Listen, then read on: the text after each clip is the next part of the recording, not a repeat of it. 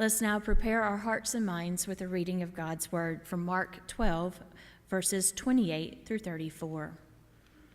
One of the scribes came near and heard them disputing with one another, and seeing that he answered them well, he asked him, "Which commandment is first of all?" Jesus answered, "The first is, 'Hear, O Israel, the Lord our God, the Lord is one. You shall love the Lord your God with all your heart, with all your soul, and with all your mind, and with all your strength.' The second is this, 'You shall love your neighbor as yourself.' There is no other commandment greater than these." Then the scribe said to him, "You are right, teacher. You have truly said that he is one, and beside him there is no other, and to love him with all the heart and with all the understanding and with all the strength, and to love one's neighbor as oneself. This is much more important than all whole burnt offerings and sacrifices." When Jesus saw that he answered wisely, he said to him, "You are not far from the kingdom of God." After no one dared to ask him any questions. This is the word of the Lord. Thanks be to God. Our second scripture reading today comes from the book of Leviticus, chapter 25, verses 44 to 46. And it starts, "As for the male and female slaves whom you may have, it is from the nations around you that you may acquire male and female slaves. You may also acquire them from among the aliens residing with you and from their families that are with you, who have been born in your land, and they may be your property. You may keep them as a possession for your children after you, for them to inherit as property. These you may treat as slaves, but as for your fellow Israelites, no one shall rule over the other with harshness." This is the word of the Lord. Thanks. So today we are talking about modern slavery.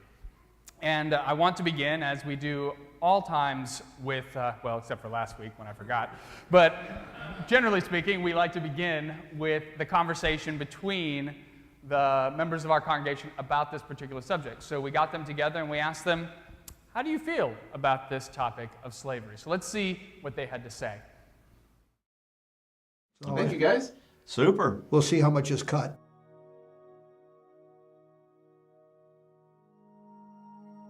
Well, I think of slavery as when a person or people have control over other people, where those people can't get out of a situation that they're in, either because of they're being held either against their will or because of money.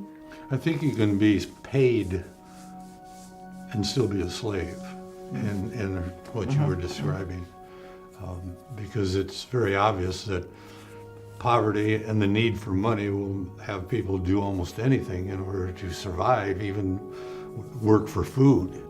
Paul makes it fairly clear that anytime we have something that's more important than God in our life, it's an addiction.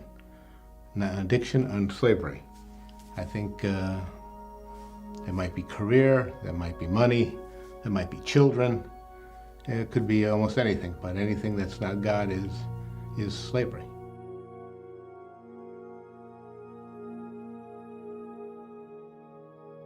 Slavery definitely still exists, and it's illegal in every country, and it exists in every country, even the United States.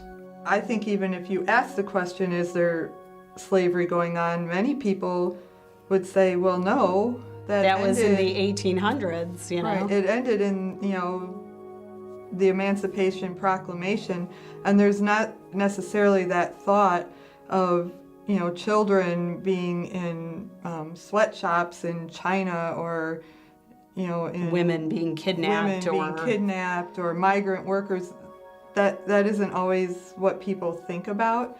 It's usually it's the poorest of the poor in countries that are also impoverished, where they're forced into labor, they can't leave, and they rarely resolve the debt. So it's it would be against their will, and they're not able then to get away from that circumstance to repay the debt. You think of the ghetto situation in downtown Chicago, and people born into that situation. they can't get out of that situation. I mean, it would take an incredible person to break out of that situation because of poverty, because of lack of family leadership, of lack of a lot of things, education, etc. So how do they break out of that?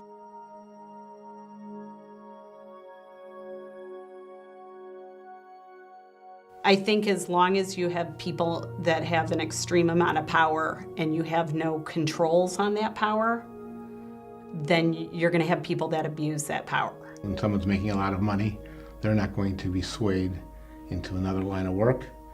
And the other end of the spectrum is, are we going to pay a lot more for items that if we find out that slaves are involved, are we going to pay more for a cell phone if it costs $900 instead of $500? Probably all of our electronic equipment has been touched by a slave. And there's 80% of the material that's manufactured for the capacitors in our cell phones is manufactured in the Democratic Republic of Congo.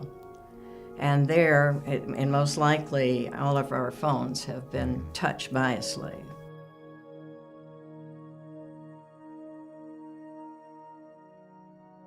I don't know that we can eliminate it, but if we're going to seriously reduce slavery, I think it's a matter of really being aware of the slavery, where it's happening, and eliminating the disparity in the wages and how much the rich and the poor are different, because the poor people are the ones that suffer. Somehow the Bible and the teachings of Jesus have to come into this.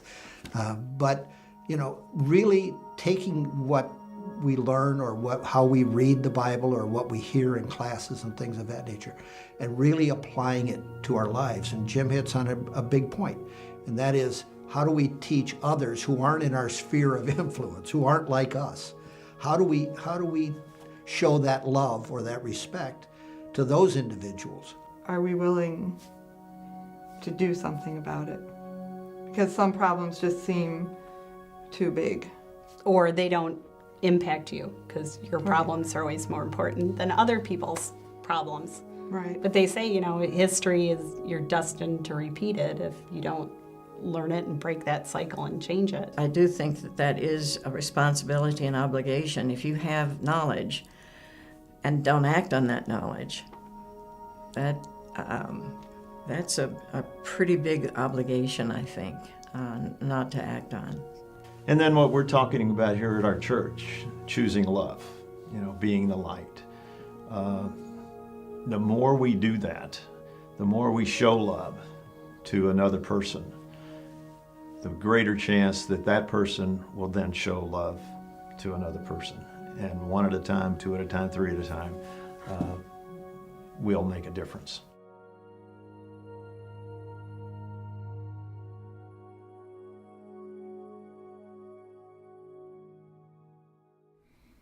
All right, so today we are talking about slavery and how it impacts all of us. And I want to reiterate something that was actually said at the beginning of the video, which is, I think many of us would like to believe that slavery no longer exists. You heard Michelle Holyfield say that I think a lot of us would like to believe that 153 years ago with the Emancipation Proclamation that it was gone, it was eradicated from our world. But the reality is that there is more slavery today than there has been at any other point in human history. And so what we're going to do today is we're going to talk about the history of slavery throughout the centuries. Then we're going to talk about the people who are enslaved today, why we should care about them, and then what we can do as a church and as Christians to try to help people who are in that situation. I think the first thing we need to talk about is, what is slavery? Slavery has to do at its core with power and control. Someone who finds that they are enslaved, it means that they are no longer in control of their lives and that they are subject to the will of someone else or something else. Now, we're going to focus today on the someone. We're not really going to look so much at the something. And something, just so that we get out of the way, I mean, you all know what the something is. You can be addicted to drugs, you can be addicted to material possessions, you can be addicted to food. There's all kinds of things that can control us mentally that we can be a slave towards. But we want to focus on the someone, because I don't think we really talk about that very often. So historians, archaeologists, they have gone back and they have determined that slavery in human society began when our social structure became stratified. Now, that word stratified simply means layered, and it means that when human society created a class system, there were some people on top, other people were on the bottom. The first society to ever have slaves that we know of, it could be before this, but was ancient Sumer. That's about 5500 BC is when that society was in place. And the reason why they took slaves, it was a class of people, and they were comprised primarily of foreigners who they had conquered, and they decided, we're not going to let you integrate into our society.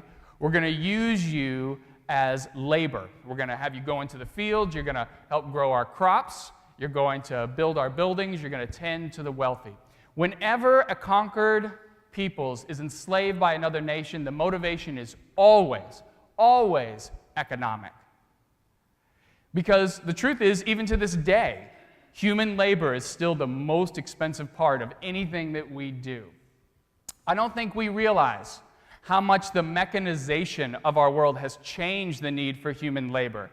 So by having machines, we do so little in comparison with our ancestors. If you go back prior to the Industrial Revolution and look at how humans had to interact with the world, it was really hard. Like, it was not easy. Everything they did, the only help they had was with animals, and that wasn't even that big of a help. It was good, horses and stuff, you can ride them, and that was actually much faster than running. But the fact is that it wasn't easy. It was very arduous work. And this highlights for you why this verse in Genesis chapter 3. So let's bring that up. I want to read this. I think this is interesting. So Adam, right, that word Adam in Hebrew means humanity.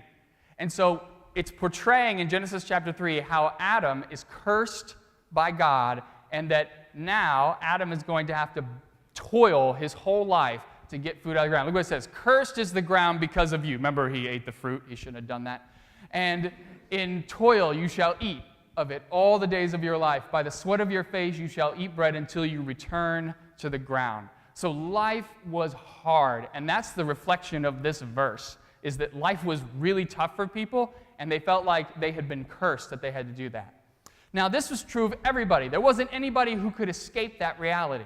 The only way you could do it was by paying somebody else to do your fair share, or by forcing somebody else to do it. And the cheaper way is just forcing somebody else to do it. So the wealthier classes, they used slaves to give them free time so they could live however they wanted to live. Indeed, it allowed them to engage in the most important luxury in the ancient world, education. You all know that when you went to school, you remember, right? Like going to school 8 hours a day or whatever for however long you did it. It takes time to get educated, doesn't it? And if you're out there in the field working 12 hours a day, 7 days a week, it's not like you have a lot of time for education. So what you have to realize is the foundation of everything that you have ever learned is because of slavery. Slavery is what allowed the elite classes to engage in education, the discovery of mathematics, the discovery of philosophy, the discovery of science. It is the result of slaves allowing the elite to have time to be able to engage in deep, reflective thought. The slow and steady intellectual progress of humanity was founded on the backs of slaves. Indeed, our religion was founded on the backs of slaves. We read from Leviticus. And was that a little bit shocking to you at all? Have you read those verses before about slavery, where it basically is telling the Israelites who they're allowed to acquire as slaves? It says that any foreigners who are living among them or any conquered peoples, those people, they can be treated as their property. Now, I don't know about you, but that's a tough one. Maybe it's not for you. For me, It is tough, because when I hear that, it's hard for me to sit there and say, oh yeah, that squares with a loving God, right? That's what we talk about, right? That God is full of love and all that. That doesn't square with me. And this is why I tell you all very often that a lot of these laws that you read in the Bible, they are a reflection of the time and place in which they were written. I do not believe that everything you read in the Bible comes from God, because I'm going to be straight with you. Any God that would tell us that we can enslave and treat another person as property is no God that I want to worship. I will tell you that right now. In my opinion, the God I believe in is a God who loves everyone, a God who sees everybody as precious, and a God who has made every single person in God's image.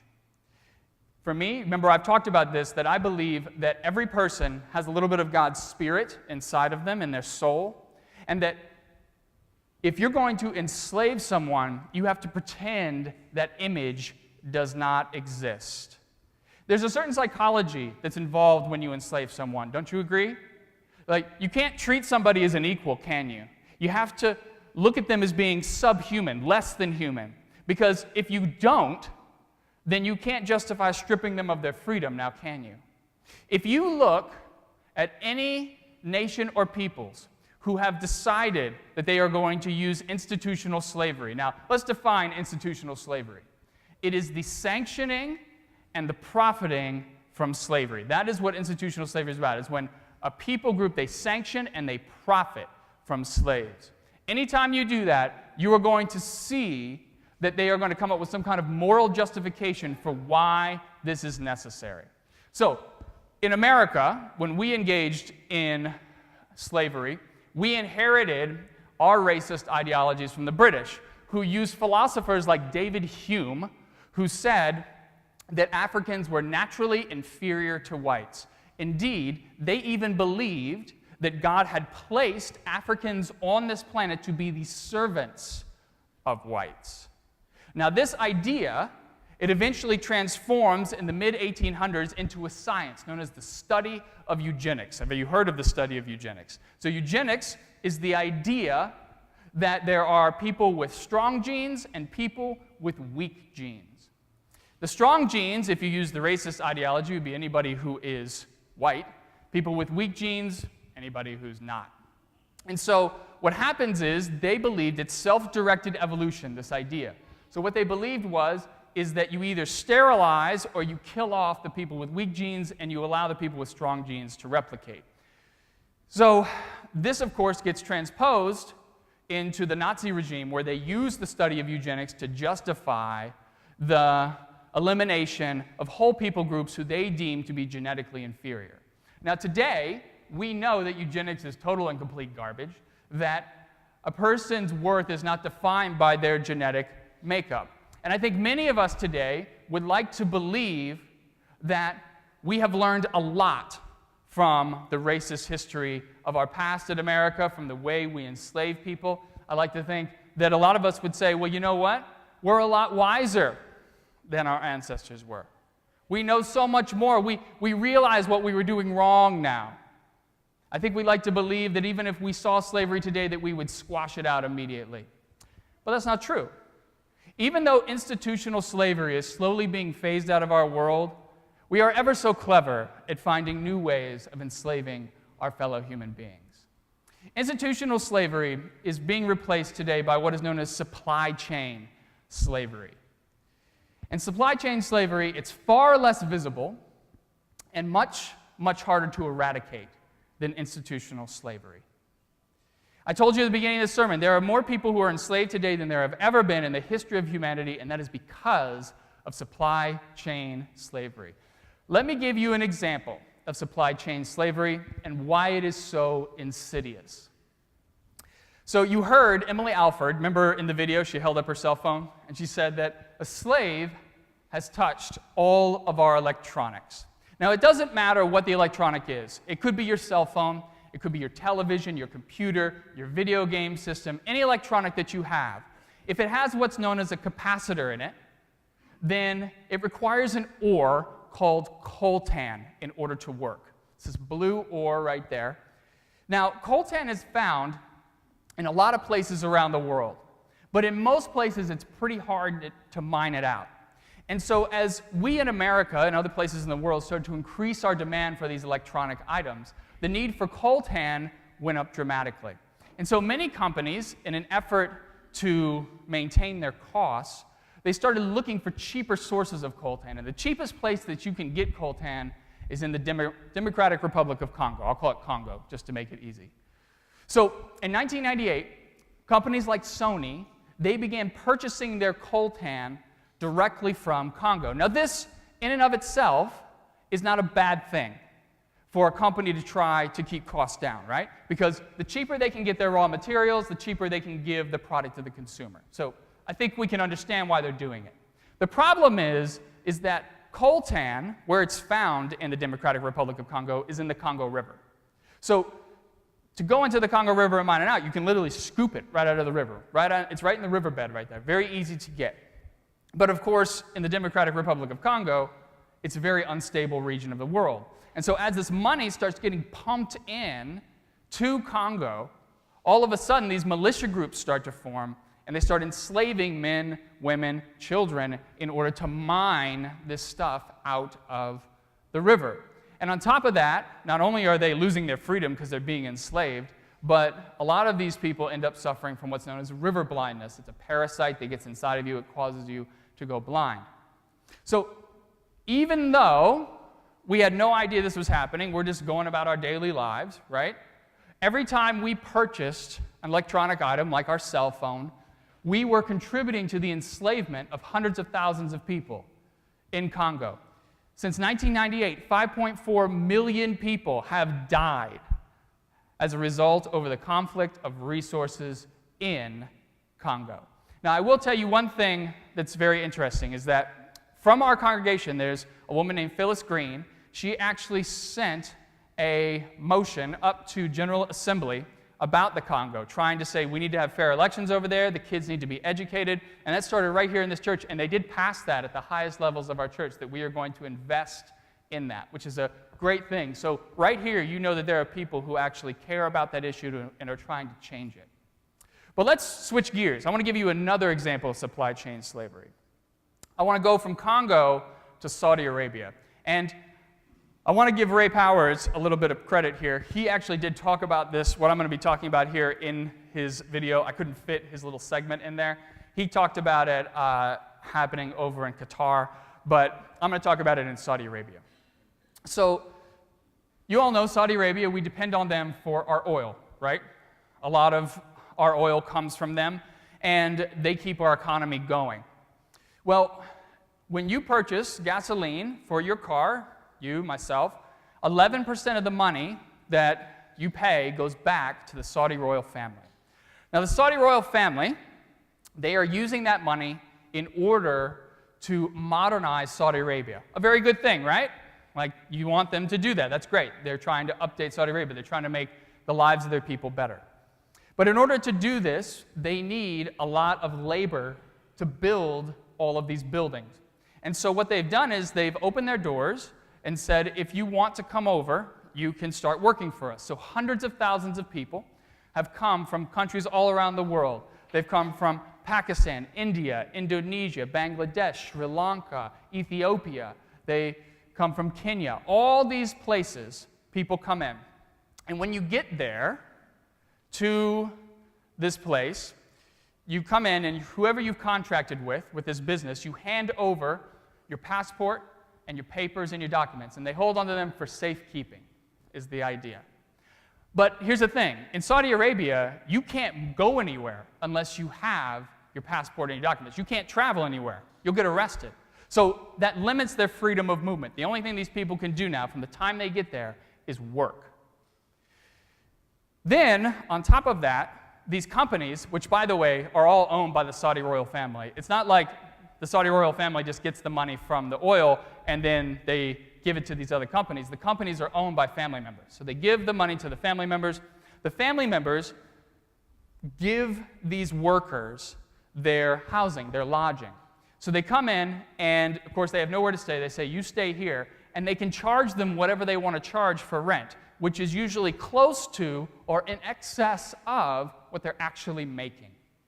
And so as a result of this, they start, from the moment they start working, they start to get into debt.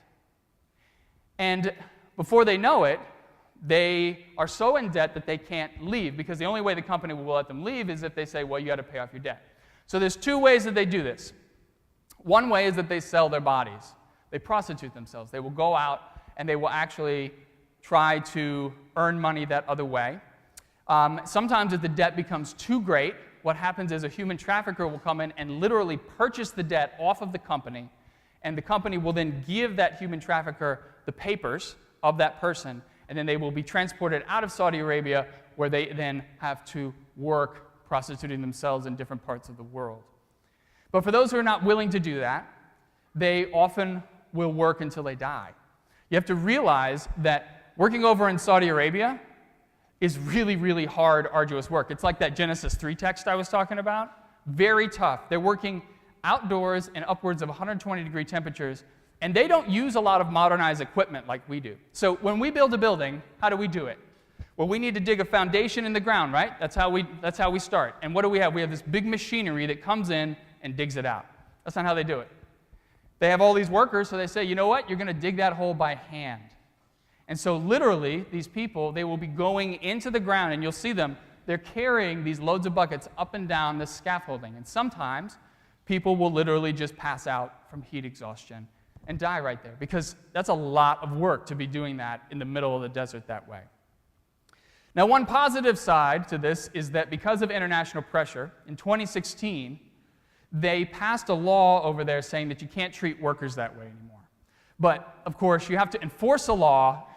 Just because you pass it doesn't mean it's going to change anything. So, again, every time you and I, we fill up our cars with gasoline, we are inadvertently contributing to the enslavement of these foreign workers. If we didn't purchase the gasoline, they wouldn't have the money for the building projects, and then all these foreign workers wouldn't be going over there trying to seek a better life. Now, if you're anything like me, when you hear these examples, you might be getting a little defensive. Because I remember when I first, particularly when I heard the example about Saudi Arabia, I was thinking to myself, how is that my fault? I can't control how these companies treat their workers. I understand that by purchasing gasoline, that money is going towards helping fund these companies, but what can I do about that? I don't really have any control. I don't want to contribute to the enslavement of these people. But my reality, like your reality, is I got to fill up my car with gasoline. I got to get from point A to point B. I got to go to my job. I got to earn money, put a roof over my head, put food on the table. What am I supposed to do? And this is the problem with supply chain slavery. The connections are not direct. You can't just say, oh, look, there's a slave. It doesn't work that way. The problem with it is wrapping your mind around this idea that by simply living your life here in America, doing the things that we do, that you are contributing to the enslavement of somebody halfway around the world. And as you start making these connections, as you start putting the dots together, you realize that it's overwhelming, because everything that we buy has been touched by a slave at some time or another. And so in my mind, where I tend to go is I say, okay, well, what can I do? Like, if you're going to tell me about this problem and make me feel horrible, what can I actually do about it, right? And part of the problem is that these people are not right here, although that's not entirely true. I will tell you that when it comes to sex trafficking, that happens right here in Arlington Heights. That happens down in Chicago. That's everywhere. And there is something that you can do about that if you want to do something. There's an app for your phone. It's called Traffic Cam. You can see how it's spelled. The traffic is with a K, because that's for human trafficking. And I do recognize the irony of you taking a phone that was made by a slave in order to stop slavery. But you go to this, you get this app, and the idea is that if you ever go and stay at a hotel, you simply take a photo of that hotel room that you're staying in. And the reason why is because human traffickers, they post photos of the hotel room to their sites in order to entice people to come use their services. And by putting that picture of the hotel on the app, it's helping police officers to figure out their movements, how they transport people around, where they're actually taking these folks. So if you get that app and you stay at a hotel, just go in there, take some photos, upload them, you can make a difference. But the truth is, right, that most of the slavery that's going on, it's not next to us, is it? It's somewhere halfway across the world where we don't have any impact. So the only thing that we are able to truly change, the only power we have, is in what we buy. Because supply chain slavery is fueled by demand from the consumer.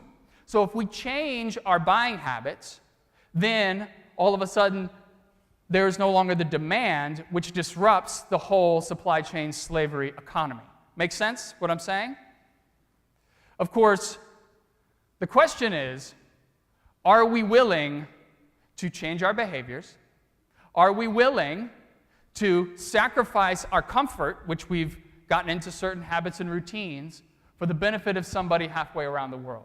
And I know the answer for most people is, no, I'm not going to change anything about what I do. But I think our answer as Christians has to be yes.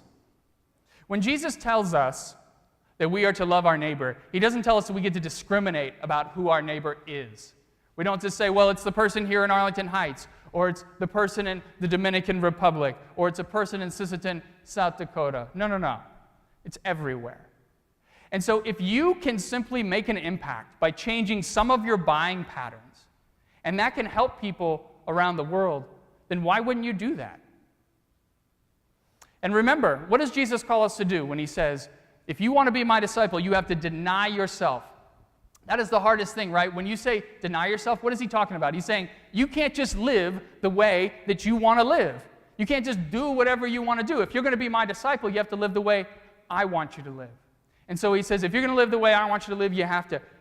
He says, deny yourself, pick up your cross, follow me. There are a lot of crosses for us to bear in this world. And the truth is that none of us can change the world by ourselves. But if we work together, then I feel like we can make a dent. So here's what I want you to do today. All of this comes down to this. As you leave here today, I want you to take a moment and I want you to examine your life. I want you to do exactly what Tom Carroll said. We got to put this into action. I want you to examine your life, and I want you to choose one thing that you are willing to sacrifice to stop supply chain slavery. Maybe you only buy food from local growers because immigrants, that's a big thing. It's not necessarily here, but in other parts of the world, those people are enslaved. So by doing that, you can start shutting some of that down. Or maybe the next time you have to go purchase a vehicle, you don't buy a gasoline vehicle. You buy one of those beautiful new Tesla electric cars, right? Then you don't need gasoline anymore. Or maybe when you buy an electronic item, you go out and you do your research and you only purchase from vendors that use conflict-free materials. Or maybe you go to the website, slaveryfootprint.org, and you look up, what is your slavery footprint? How many slaves does it require to actually sustain your lifestyle? And then you use some of their recommendations to try to change your patterns and your habits. Because the truth is, there's a lot of little things that we can do that will make a huge difference to people halfway across the world. Because loving our neighbor is not loving the person who is right next door. It's loving people all over who we will never meet, but are waiting for us to make a different choice. So let's make a different choice, and let's try to stop supply chain slavery. Amen.